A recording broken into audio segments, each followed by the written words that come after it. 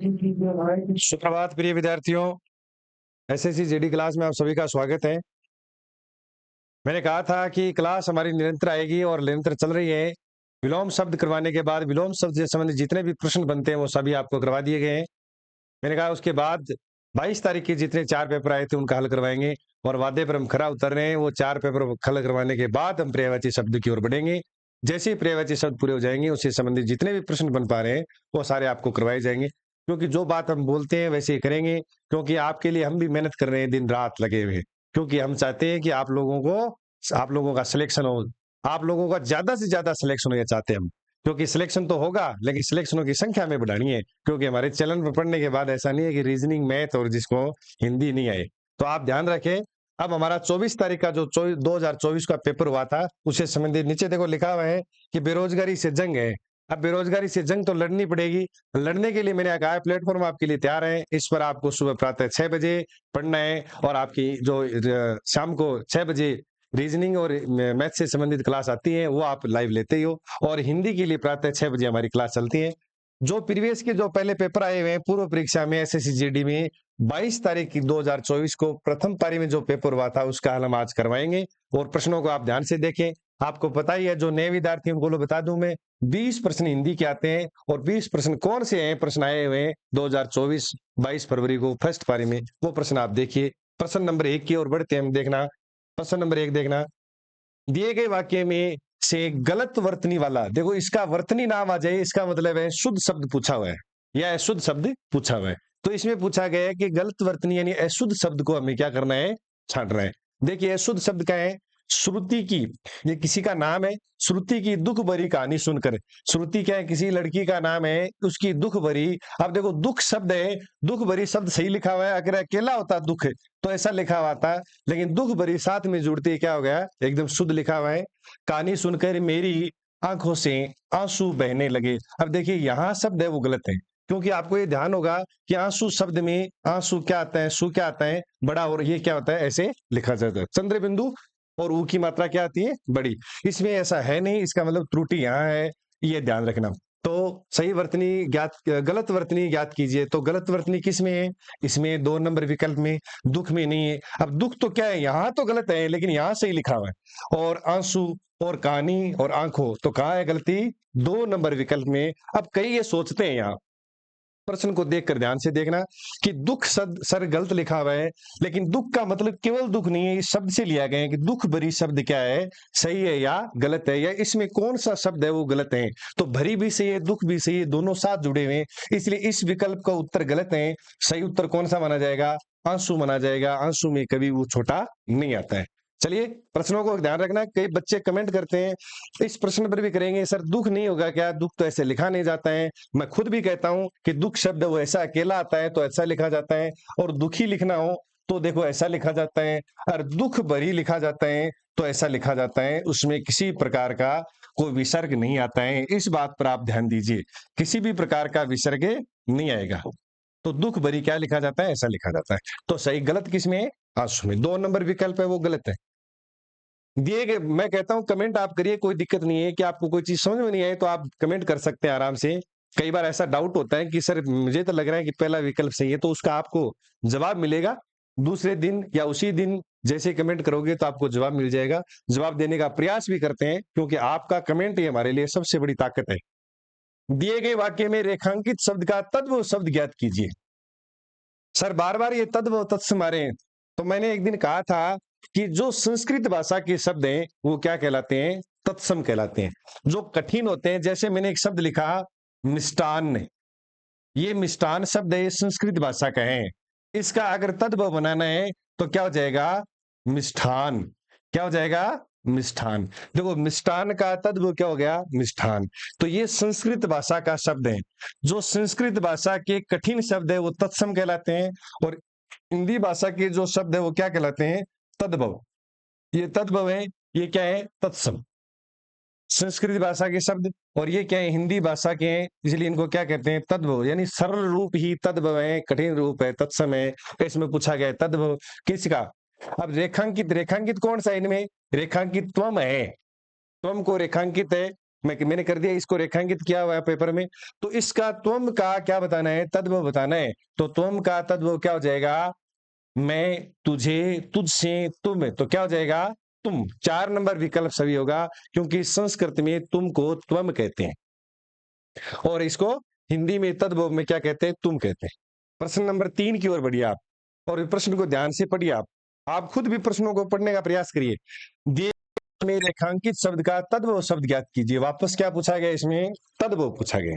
देखिए तद्भव तत्सम से संबंधित 2 प्रश्न आ गए इसमें।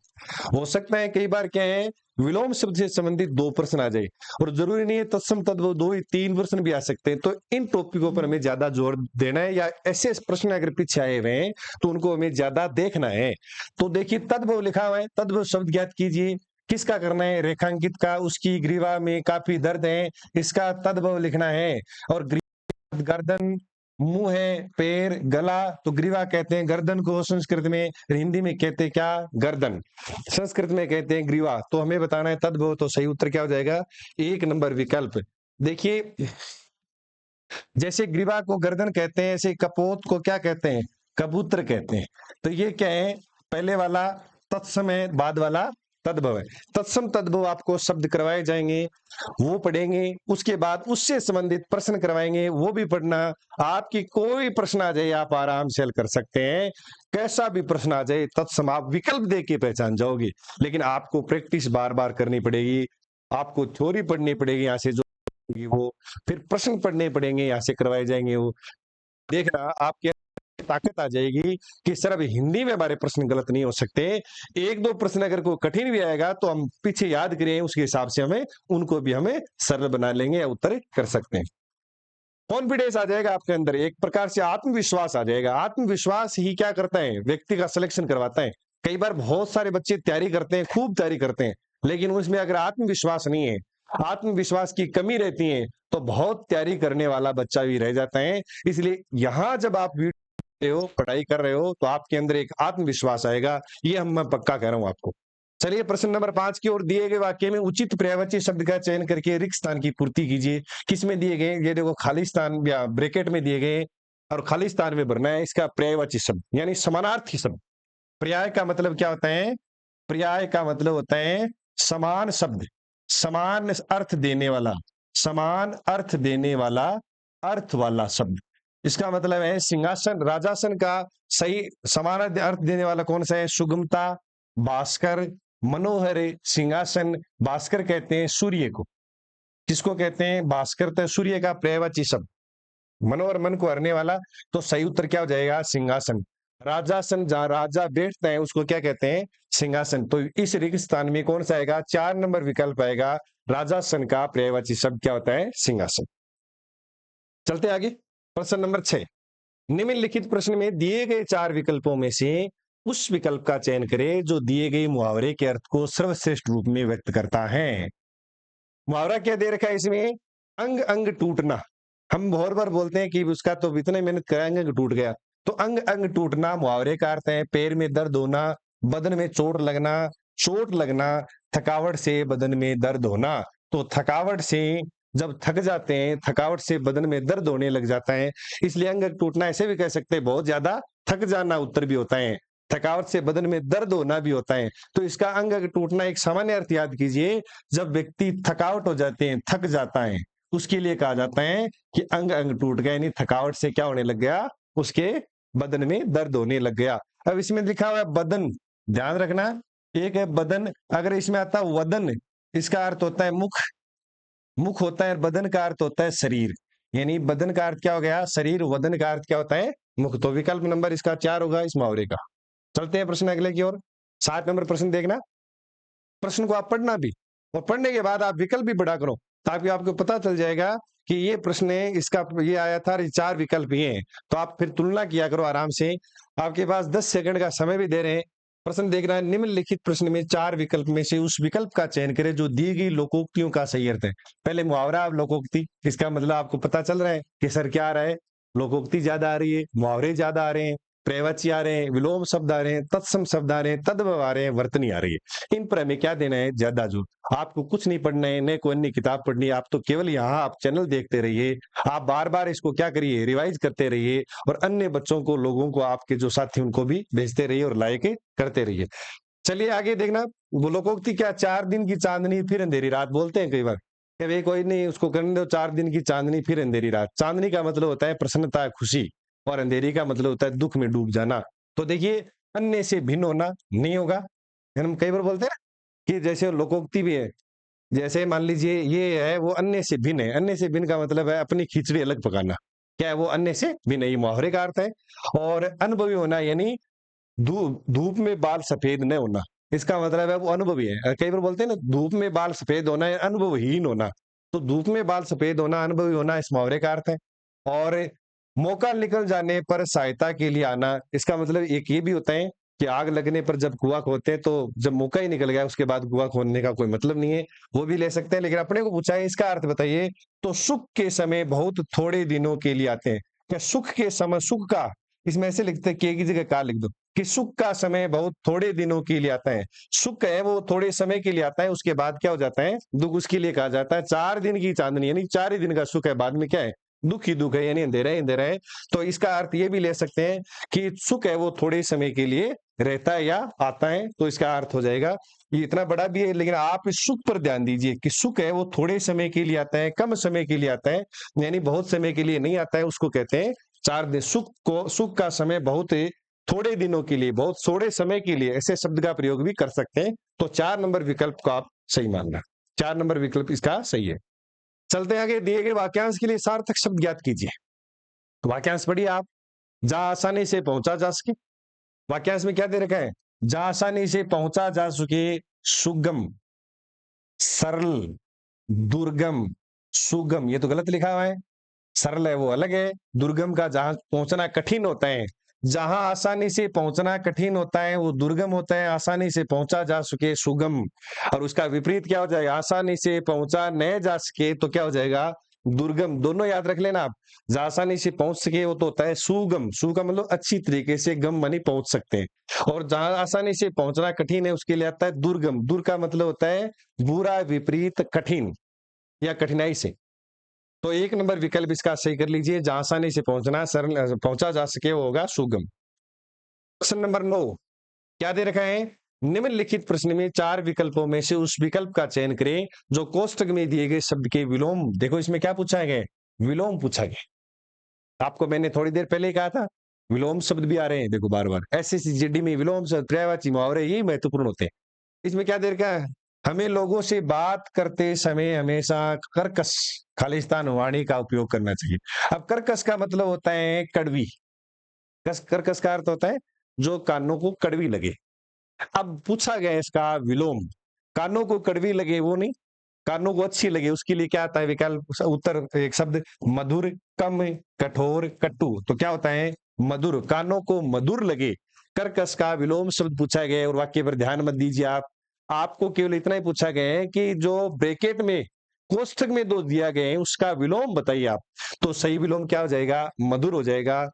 कठोर और कटु तो इसका क्या है? समानार्थी है। जो कठोर लगे, कटु लगे, कड़वी लगे। कठोर तो हम नहीं कह सकते, कठोर तो होते हैं जो कोई वस्तु होती है ना, जैसे कोमल का क्या होता है? कठोर होता है। ऐसे ही क्या है? वो वस्तु के लिए आता है।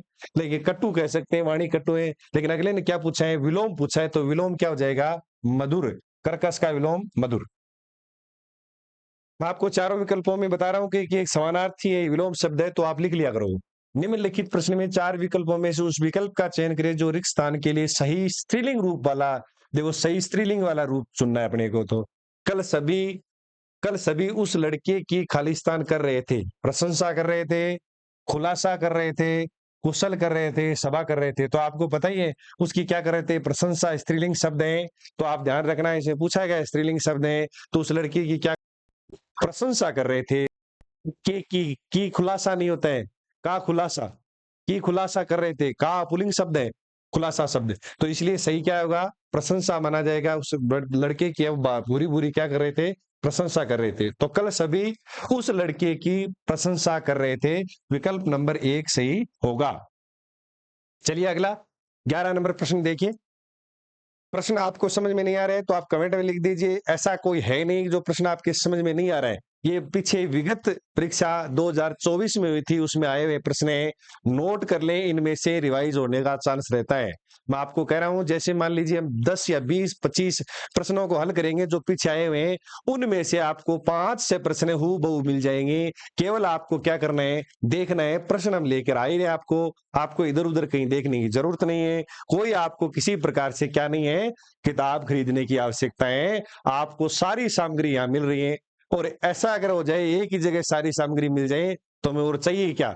क्योंकि हमें पता है कि कैसे प्रश्न आएंगे, क्योंकि कंपटीशन का जो एग्जाम देता है, एग्जाम दे के जो सफल होता है, उनको पता चल जाता है कि ऐसे प्रश्न आने वाले हैं। बस आपको तो तल्लीन होना है, सब कुछ छोड़ना है, केवल न्यौछावर कर देना है किस पर, इन परीक्षा में जो हम तैयारी कर रहे हैं, जो सामग्री मिल रहे हैं, उसके ऊपर सारा का सारा वही जोर लगाना है। प्रश्न देखिए, निम्नलिखित वाक्य में उस वाक्यांश को पहचानिए जिसमें मात्राओं से संबंधित अशुद्धियां हैं। यदि कोई गलती नहीं है तो कोई त्रुटि नहीं वाला विकल्प का क्या करना है, अपने को चुनाव करना है। तो गांव अब कस्बों के रूप में और कस्बे शहरों के रूप में विकसित हो रहे हैं। कि गांव तो क्या हो रहे हैं, कस्बों के रूप में। कस्बे मानी गांव और शहर का मिला जुला रूप कस्बे कहलाते हैं, और कस्बे शहरों में विकसित हो रहे हैं। और इस प्रकार से अर्थव्यवस्था के क्षेत्रों को भी काफी विकास देखने से मिला है। देखिए, इसमें प्रश्न दोबारा पढ़िए। गांव अब कस्बों के रूप में और कस्बे शहरों के रूप में विकसित हो रहे हैं, और इस प्रकार से अर्थव्यवस्था के क्षेत्रों में भी काफी विकास देखने, क्षेत्रों को नहीं, क्षेत्रों में, अर्थव्यवस्था के क्षेत्रों में भी काफी विकास देखने, अर्थव्यवस्था के क्षेत्रों में काफी विकास देखने को मिला है। इसमें को आएगा यहाँ, क्षेत्रों को भी काफी विकास देखने से मिला है। देखने से मिला है नहीं, देखने को मिला है। इसको आप एक बार हटा दीजिए, मान लीजिए। चलिए, को पढ़े, यहां सीधा सीधा उत्तर गलत है, से नहीं आएगा। देखने को मिला हो, कि काफी विकास देखने को मिला हो, देखने से मिला हो ऐसे नहीं आएगा।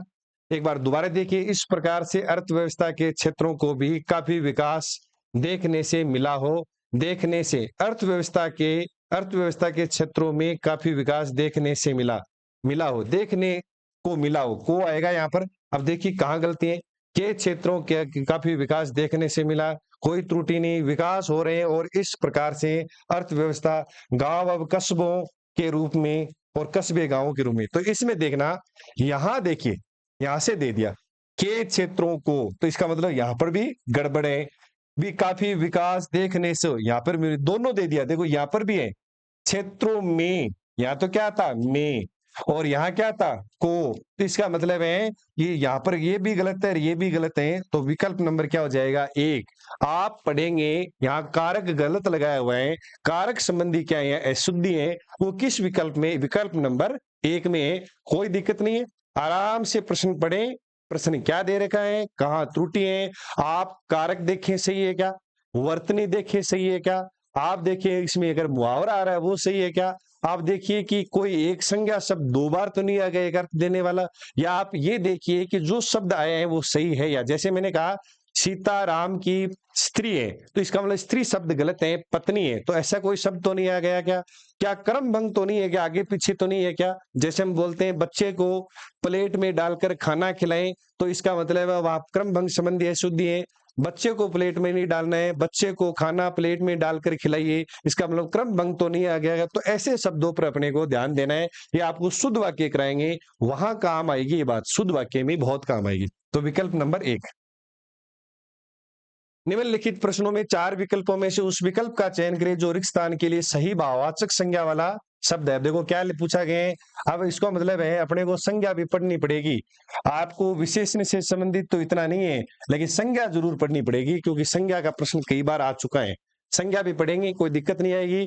अब भाववाचक संज्ञा क्या होती है सर, भाववाचक संज्ञा वो होती है जिसको हम क्या नहीं कर सकते, न तो छू सकते हैं, जैसे दुख है, सुख है, दया है, इनको न तो देख सकते हैं न छू सकते हैं। ईमानदारी है, ये सारी क्या होती हैं, भाववाचक संज्ञा होती हैं, जिनको न तो देख सकते हैं नहीं छू सकते हैं, केवल अनुभव कर सकते हैं। पीड़ा है, क्रोध है, दया है, सारे क्या है, भाववाचक। तो देखो इसमें भाववाचक, दीपक ने रंजीत के साथ खालिस्तान का निर्वहन किया, दिखावे का, शत्रु का, खेल का, मित्रता का। तो किसका निर्वहन किया? मित्रता। और मित्र शब्द है वो क्या है? जातिवाचक संज्ञा है।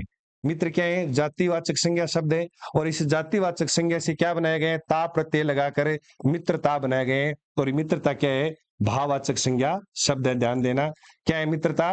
भाववाचक संज्ञा शब्द है। तो विकल्प नंबर 4 आएगा, दीपक ने रंजीत के साथ मित्रता का निर्वाह किया। चलिए प्रश्न नंबर 13 की ओर, दिए गए वाक्य में उचित पर्यायवाची शब्द का चयन करके रिक्त स्थान की पूर्ति करनी है। क्या पूछा गया इसमें? पर्यायवाची पूछा गया है। ये तो काफी, खालिस्तान ब्रैकेट में कोष्ठक में आसान दे रखा है, प्रश्न है ये तो काफी। अब आसान का क्या है? समानार्थी शब्द यानी पर्यायवाची। आसान का जाहिर होता है पर्यायवाची, शांत होता है, अंगना होता है, सरल होता है। तो आसान जो होता है उसको सरल कहते हैं। तो विकल्प नंबर 4 हो जाएगा सरल। जाहिर तो अलग अलग है, अंगना स्त्री को कहते हैं, और शांत है वो अलग शब्द है। तो ध्यान रखना सरल है इसका। अंगना किसको कहते हैं? स्त्री के लिए आता है अंगना। तो सही क्या हो जाएगा? 4 नंबर विकल्प है, सरल और आसान दोनों एक दूसरे के पर्याय हैं।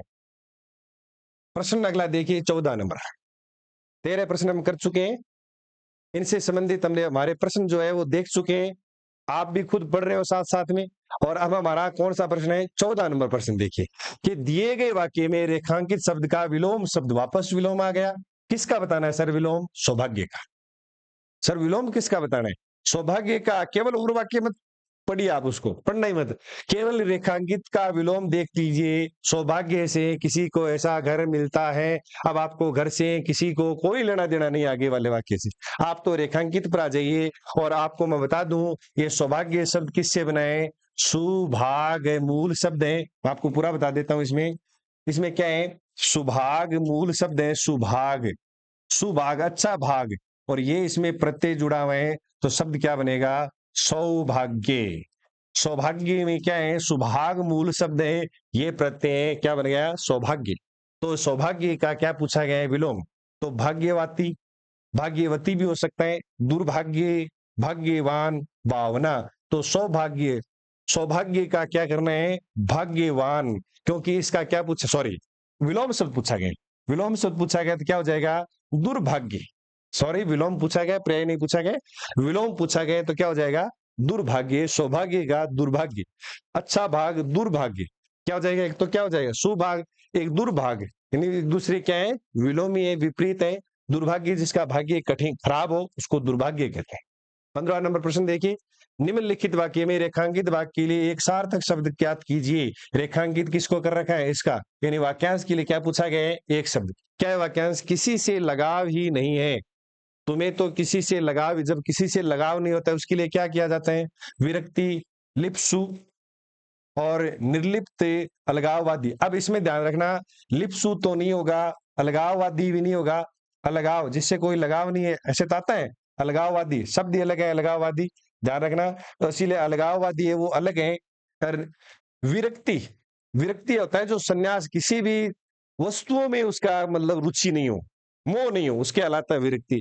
और लगाव नहीं हो तो उसके लिए क्या आता है? निर्लिप्त। इसमें निर उपसर्ग जुड़ा हुआ है, और लिप्त इसमें मूल शब्द है। लिप्त का मतलब होता है लगाव रहना, निर का मतलब बिना, बिना लगाव के जो रहता है, किसी प्रकार का लगाव नहीं है, उसके लिए आता है निर्लिप्त। लगाव नहीं है इसका मतलब निर्लिप्त। ये तो हो गया उपसर्ग, ये हो गया मूल शब्द। अगर इसमें संधि पूछे निर्लिप्त में तो क्या हो जाएगी? संधि में नि है धन्य, नि है धन्य लिप्त, ये विसर्ग संधि हो जाएगी। संधि अगर पूछे तो विसर्ग संधि, उपसर्ग पूछे तो निरुपसर्ग। तो विकल्प अपना तीसरा। अब देखिए ये प्रश्न जो है 16 से 20 तक, ये हर बार आया हुआ है, और प्रश्न अच्छा भी है, आने की संभावना 100% रहती है। और 100% ऐसा खालिस्तान वाला आता ही है। 5 प्रश्न है, बड़े बड़े मिलते हैं, ऐसे पढ़े नंबर मिलते हैं, थोड़ा सा ध्यान से पढ़े तो। नीचे दिए गए गद्यांश में कुछ शब्द छोड़कर दिए गए प्रत्येक अनुच्छेद के सामने 4 विकल्प दिए गए हैं। इस गद्यांश को ध्यानपूर्वक पढ़ें और 4 विकल्पों में से सर्वोत्तम वाला विकल्प का चुनाव करें। क्या दे रखा है? ये देखो, यहाँ क्या दे रखा है आपको? एक पैराग्राफ। इस पैराग्राफ को पढ़ना है, फिर इधर आना है। आपको इसमें सरलता दे रखी है कि यहाँ से जो शुरू कर रखा है इतना समझाने, इतना समझाने। अब आपको ये यहाँ से लेकर के और होती है यहाँ तक दे रखा है तो सीधा-सीधा यहाँ दे दिया। अब आपको अगर यहाँ पढ़ के उत्तर दे दो, तो यहाँ पढ़ के उत्तर दे दो। अब आप पहले यहाँ पढ़ लीजिए कि वन प्राणियों पता चल जाएगा किससे संबंधित है ये पैराग्राफ। तो यह वन प्राणियों के लिए कितने आवश्यक है? कि वन है वो ज़रूरी है प्राणियों के लिए, ये सभी को पता है। कहा भी गया है कि वन ही जीवन है, इतना समझाने के बावजूद ही दिन प्रतिदिन वनों की खालिस्तान कटाई होती है। तो दिन प्रतिदिन क्या होती है? कटाई होती है। क्या? आवश्यकता अनुसार कटाई होती है, मजेदार कटाई होती है, अंधाधुंध कटाई होती है, कम से कम कटाई होती है। तो दिन प्रतिदिन क्या हो रही है? अंधाधुंध। आवश्यकता अनुसार क्या हो रही है? जब कटाई हो ही रही है तो हम बोलेंगे क्या है? नेगेटिव विचारधारा है इसमें। इसलिए अंधाधुंध क्या हो रही है? कटाई होती जा रही है, कटाई होती है, ये समस्या। तो कटाई होगी तो समस्या है। यह समस्या दिन प्रतिदिन खालिस्तान रूप धारण करती है। तो ये समस्या दिन प्रतिदिन रूप धारण करती है। क्या? नया रूप धारण करती है, विकराल रूप धारण करती है, साधारण रूप धारण करती है, सामान्य। तो विकराल का मतलब होता है बहुत कठिन रूप धारण, खराब रूप धारण कर रहे हैं। विकराल मतलब भयावह, जिसको जैसे पेड़ कटेंगे तो बहुत भयावह रूप आ जाएगा, गर्मियां बढ़ जाएगी और जब गर्मी बढ़ेगी तो हिमालय की बर्फ पिघल जाएगी। तो ये विकराल रूप धारण करती जा रही है। तो सही विकल्प क्या हो जाएगा? 2 नंबर विकल्प सही हो जाएगा। फिर देखिए 18वां कहां से लिया गया है? 18वां जो है वो यहां से लिया गया। क्या से लिया गया? ये देखो यहां से रूप धारण करती जा रही है जंगल। मूल रूप से भूमि का एक टुकड़ा है जिसमें बहुत बड़ी संख्या में वृक्ष और पौधों की विभिन्न किस्मों के शामिल है। प्रकृति देखो यहां से ले लिया। प्रकृति की एक खूबसूरत रचनाएं। अब देखो प्रकृति की खूबसूरत रचनाएं खालिस्तान की विभिन्न प्रजातियों के लिए, खूबसूरत रचनाएं खालिस्तान की विभिन्न प्रजातियों के लिए घर का काम करती हैं। तो विभिन्न प्रजातियां किसकी? मनुष्यों की 9, नदियों की, पहाड़ों की, जानवरों की। तो जंगलों में कौन रहते हैं? जानवर। अब आपको पता चल गया यहाँ कि सर जंगल से संबंधित बात चल रही है तो क्या आएगा? जानवर। तो जानवरों की क्या रह रही है? विभिन्न प्रजातियों के लिए घर का काम। और जंगल में कौन रहते हैं? जानवर। मनुष्य तो रहते नहीं। तो आपको ये भी पता चल गया कि जंगल की बात है तो इसका मतलब जानवर। प्रश्न नंबर 19 देखना। वे ग्रह की वे ग्रह की खालिस्तान को बनाए रखने में मदद करते हैं। तो क्या करते हैं? जलवायु की मदद करते हैं, आवश्यकता की मदद करते हैं, विश्वसनीयता की और गहराई की। तो ध्यान रखना वे ग्रह का मतलब ग्रह ऊपर जो अंतरिक्ष की बात कर रहे हैं। तो क्या है? अंतरिक्ष में जलवायु को बनाए रखने में मदद करता है। विश्वसनीयता क्या होती है? अंतरिक्ष की आवश्यकता भी नहीं होती है, गहराई भी नहीं होते है। तो अंतरिक्ष से संबंधित है, वायुमंडल से संबंधित है, वो क्या हो जाएगा? जलवायु। तो जलवायु इसका विकल्प सही होगा। वे जानवरों के लिए एक खालिस्तान आवास और लकड़ी के प्रमुख स्रोत हैं। जानवरों के लिए एक शारीरिक आवास, कभी कभी आवास, प्राकृतिक आवास, मानव निर्मित आवास। तो ध्यान रखना प्राकृतिक आवास है। पेड़ पौधे क्या होते हैं? जंगल में, वो प्राकृतिक आवास ही तो है जंगल। प्रकृति द्वारा निर्मित है पेड़ वो जंगल, और प्रकृति द्वारा निर्मित है तो वो क्या हो जाएगा? जानवरों के लिए एक प्राकृतिक आवास। आवास का अर्थ होता है घर, घर का काम करता है। तो 3 नंबर विकल्प सही हो जाएगा। इस प्रकार से ऐसे जब प्रश्न आते हैं तो मैं आपको एक सलाह देता हूं, या तो आप सीधे करिए, सीधे आपको नहीं समझ में आ रहा है, गलत भी हो सकता है, तो आप इधर आए और देखिए ये जो पैराग्राफ दे रखा है किससे संबंधित है। जिससे संबंधित है आप उसी पर नजर। अब मनुष्य और जानवर, आपको लगेगा प्रजातियां मनुष्य की भी होती है क्या? तो आपको पता चल जाएगा कि सर ये वन से संबंधित है। तो यहाँ क्या आएगा? जानवर आएगा। नदियां नहीं आएगा, वन से संबंधित है। पहाड़ भी नहीं आएगा। तो जानवरों का क्या होता है? घर होता है। पहाड़ों का तो कोई घर नहीं होता है। तो ऐसे आप 1-2 बार सोचेंगे तो आपको पता चल जाएगा, उत्तर ये माना जाएगा। क्योंकि ये जो प्रश्न है एकदम धैर्य से शीतल करके दिमाग को पढ़ना है। जैसे ही धैर्य से हम पढ़ेंगे तो हमारा उत्तर गलत है नहीं जाएगा। इस प्रकार से ये पहले शिफ्ट में 22 फरवरी 2024 के 20 प्रश्न जो आए थे वो मैंने आपको हल करवाए हैं। इनका जो उत्तर है वो आपने भी दिया है और आप भी देना भी। और एक बार इसको बार बार इसको दोहराव करोगे तो और ज्यादा याद हो जाएगा। पैराग्राफ है जो दे रखा है इधर, ये गद्यांश जो दे रखा है, इस गद्यांश का रिपीट होने की संभावना रहती है। कहीं ना कहीं आपको ये गद्यांश मिलेगा कोई एग्जाम में। तो आप गद्यांश एक बार ध्यान से पढ़ लें फिर आपका उत्तर दें। और मैं बार बार कहता हूं कि सर पर्यायवाची विलोम आ रहे हैं कैसे करें? तो विलोम तो आपको करा दिए, वैसे ही उसी लगन के साथ वैसे ही परीक्षा में पीछे आए वो और नए जो आने की संभावना है, पर्यायवाची, मुहावरे, लोकोक्तियां सब आपके लिए तैयार हो रहे हैं। आपके लिए बेस्ट से बेस्ट चीजें तैयार हो रही हैं। बस जरूरत किसकी है? सफलता है, वो ज्यादा दूर नहीं है। अब आपकी सफलता क्या नहीं है? ज्यादा दूर नहीं है। सफलता आपके बीच में है। सफलता कहाँ है? आपके बीच में बस आपको ध्यान क्या रखना है कि सफलता के चारों ओर जो क्या-क्या बैठे हैं, उनसे बचना है। जैसे कई बार लोग परिवार में ज़्यादा समय देते हैं, उनसे भी हमें दूर रहना है एक बार जब तक नौकरी नहीं लगे। कई बार दोस्तों में भी लगे रहते हैं, उससे भी दूर रहना है। कई बार जो क्या होते हैं, नकारात्मक विचारधारा वाले लोग रहते हैं, उनसे भी क्या रहना है, हमें दूर रहना है। और कई बार क्या होता है, हम कहीं घूमने जाते हैं तो मौज मस्ती मौज में रहना पसंद करते हैं, तो उनसे भी क्या रहना है, हमें दूर रहना है। ऐसी-ऐसी चीज़ों से हम दूर रहेंगे, दूर रहते चलेंगे तो हमें कोई जैसे कई बार रिश्तेदार जो होते हैं जब तक नौकरी नहीं लगते, उनसे भी क्या रहना है, एक बार दूर रहना है कि भई हमें 5-4 महीने का बात है, हम तैयारी कर रहे हैं, रिश्तेदार कोई नाराज़ हो तो होते रहे, क्योंकि हमें क्या चाहिए, सफलता चाहिए। इन सफलताओं के लिए हमें हुँ? हुँ। और एक क्या होता है इस देखो, एक इसमें मोटी बात और आती है, वो क्या होता है? मोबाइल। जो कई बच्चे जो होते हैं मोबाइल तो ले लेते हैं पढ़ने के लिए, थोड़ी देर तो पढ़ते हैं, फिर मोबाइल से गाने सुनते हैं, तो ये भी आजकल खतरनाक हो गए हैं। मोबाइल में क्या आता है? इंस्टाग्राम है, फेसबुक है, सारे आ गए मोबाइल में तो। तो इन-इन चीज़ों से जो बच्चा दूर रहेगा, ये बात मेरी मान लेना, आपको कोई सफल होने से नहीं रोक सकता। बस ये मौज-मस्ती छोड़ देना, जब तक आपका पेपर नहीं हो, परिवार से आप दूर रहना कि ज़्यादा बैठे हो 2 घंटे, 5 घंटे गप्पे लगा रहे हो, नहीं। केवल आपको सफलता पर ही ध्यान केंद्रित करना है और आपके नकारात्मक विचारधारा वाले लोग अगर रह रहे हैं पड़ोस में इधर-उधर, उनसे भी आप दूरी बना लें, दोस्तों से भी दूरी बना लें। ये दोस्त तभी काम आएँगे जब आप सफल हो जाओगे और दोस्तों को भी आप ये बोल दें कि मैं तब भी काम आऊँगा आपके जब मैं सफल होऊँगा, नहीं मैं भी आपके किसी काम का नहीं हूँ। रिश्तेदार भी तभी काम आएँगे जब आप सफल हो जाएँगे। रिश्तेदारों को आप बोले कि हम हमारी उपयोगिता तभी है जब हम सफल हो जाएँगे। तो ऐसी अगर विचारधारा लेके अगर आप चलोगे, तो आपको कोई दिक्कत नहीं आएगी। सफलता का मंत्र है, वो हम परीक्षा के नज़दीक 2 महीने, 1 महीने पहले आपको और बता दिया जाएगा कि सफलता कैसे मिलती है। क्योंकि मेरा जो जीवन में अनुभव है, मुझे जो सफलता मिली, मैंने जो संघर्ष देखा है, मैंने संघर्ष में से निकल कर कैसे मैंने फ़ोकस किया पढ़ाई पर, कैसे मैंने ध्यान केंद्रित किया और कैसे पढ़ना चाहिए, कैसे पढ़ा, कैसे मैंने चयन करवाया, वो सारी बातें आपको एक अलग सी वीडियो में बताई जाएगी। मोटे-मोटे रूप से तो ये ध्यान रखना, मोबाइल से दूर रहो, परिवार से, दोस्तों से, नकारात्मक सोच वाले, जो सोच वाले लोग हैं, उनसे क्या रहो, दूर रहो और साथ में मौज-मस्ती जो होती है, कई बार पलथड़ी पर चलते हैं, चाय पी लेते हैं, वहाँ 2 दोस्त और मिल जाएँगे, चाय पीने का मन करता है, आपको मन मारना पड़ेगा और अगर मन मार लिया तो ये जो चीज़ है ना, ये आपको ही मिलेगी, बाकी जो हथौड़ी पर जाके चाय पीता है ना, उसको ये चीज़ मिलने वाली नहीं है और ये चीज़ भी उनको थोड़े दिन मिलेगी, बाद में वो भी नष्ट हो जाएगी। तो आपने ये हमारी जो क्लास थी आज और आपने सुना, आपने देखा और आप लाइक करते रहिए और आप शेयर करते रहिए।